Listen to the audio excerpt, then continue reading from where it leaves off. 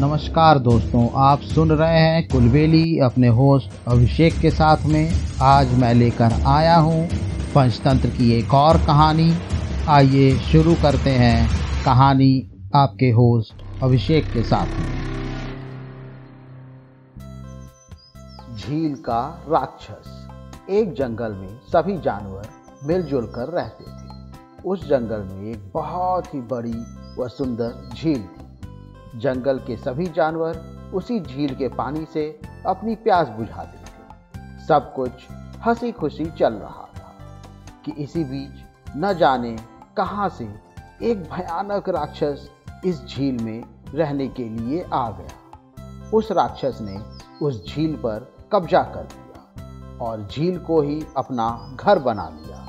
राक्षस ने जंगल के सभी जानवरों को उस झील में घुसने से व वहां का पानी इस्तेमाल करने से मना कर। इसी जंगल में बंदरों का एक विशाल ग्रुप भी रहता था। इस परेशानी से निपटने के लिए बंदरों ने मीटिंग बुलाई। बंदरों के सरदार ने सभी बंदरों से कहा, साथियों, हमारी झील पर एक राक्षस ने कब्जा कर लिया है और अगर हम में से कोई भी वहां गया तो वो हमें खा जाएगा। बंदरों ने अपने सरदार से कहा, लेकिन सरदार, पानी के बिना हमारा गुजारा कैसे होगा? हम तो प्यासे ही मर जाएंगे। सरदार ने कहा, मुझे सब पता है, लेकिन अगर हमें सुख शांति से रहना है तो उस झील को छोड़ना ही पड़ेगा। बेहतर होगा कि हम सब नदी के पानी से ही गुजारा करें और झील के पानी को भूल जाएं। सभी बंदर मान गए। कई साल गुजर गए और इसी बीच जंगल के किसी भी जानवर ने उस झील की ओर रुख नहीं किया। तभी बहुत बड़ा अकाल पड़ा।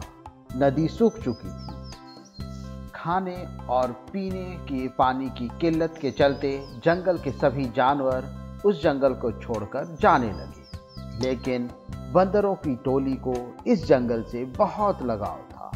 उन्होंने इस समस्या से निपटने के लिए बैठक बुलाई। सभी बंदरों ने कहा, अगर जल्द ही पानी की व्यवस्था नहीं हुई तो हम सब मर जाएंगे। क्यों न हम झील का पानी इस्तेमाल करें? वहाँ का पानी कभी नहीं सूखता। लेकिन क्या वो राक्षस मानेगा? बंदरों के सरदार ने कहा, एक तरीका है। हम सबको उस राक्षस से विनती करनी चाहिए। शायद उसको हम पर तरस आ जाए और वो मान जाए। सभी बंदर झील के पास गए। बंदरों के सरदार ने झील के राक्षस को आवाज लगाई, झील के मालिक, कृपया बाहर आकर हमारी विनती सुने। थोड़ी देर में ही झील में से राक्षस बाहर निकला। उसकी आंखें गुस्से से लाल थी। वो जोर से चिंघाड़ते हुए बोला, तुम लोग कौन हो और यहाँ क्यों आए हो? मैं आराम कर रहा था।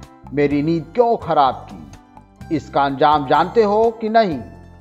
राक्षस की बात सुनकर बंदरों का सरदार विनती करते हुए आवाज में बोला, सरदार महाराज, आप शक्तिशाली हैं और महान हैं। इस जंगल में बहुत बड़ा अकाल पड़ा है। भूख प्यास से सभी जानवर बेहाल हैं। अगर पानी नहीं मिला तो हम सब मर जाएंगे।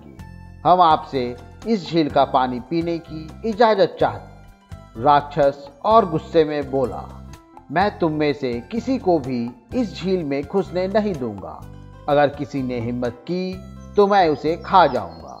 यह बोलकर राक्षस वापस झील में चला जाता है। सभी बंदर बेहद निराश और हताश हो जाते हैं। लेकिन बंदरों का सरदार कुछ सोचता रहता है। उसे एक तरकीब सूझती है। वो सभी बंदरों को बोलता है, तुम में से कुछ बंदर झील के पास ही एक गहरा गड्ढा खोदो और बाकी के बंदर मेरे साथ बांस के खेतों में चलो। बंदरों का सरदार बंदरों को लेकर बांस के खेत में चला गया।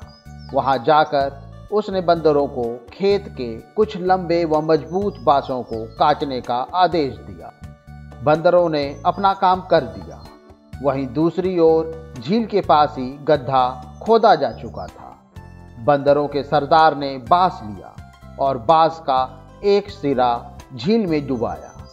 और दूसरे सिरे को गड्ढे की तरफ मोड़कर उसमें से जोर जोर से तब तक सांस से खींचता रहा जब तक कि उसमें से पानी न आ गया। देखते ही देखते झील में से पानी उस गड्ढे में जमा होता गया। यह देखकर झील का राक्षस गुस्से में बाहर आया, लेकिन सारे बंदर झील के बाहर थे तो वो उनका कुछ नहीं बिगाड़ सका। राक्षस गुस्से में ही वापस झील में चला गया।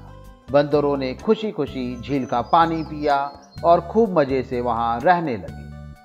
साथियों, इस कहानी से हम लोगों को यह शिक्षा मिलती है, बुद्धि बल से बड़ी होती है। चाहे कोई कितना भी शक्तिशाली क्यों ना हो, बुद्धि व समझदारी के सामने उसका बल मायने नहीं रखता। इसलिए बड़ी से बड़ी मुसीबत के समय भी अपना स्वयं न खोएं और बुद्धि से काम लें।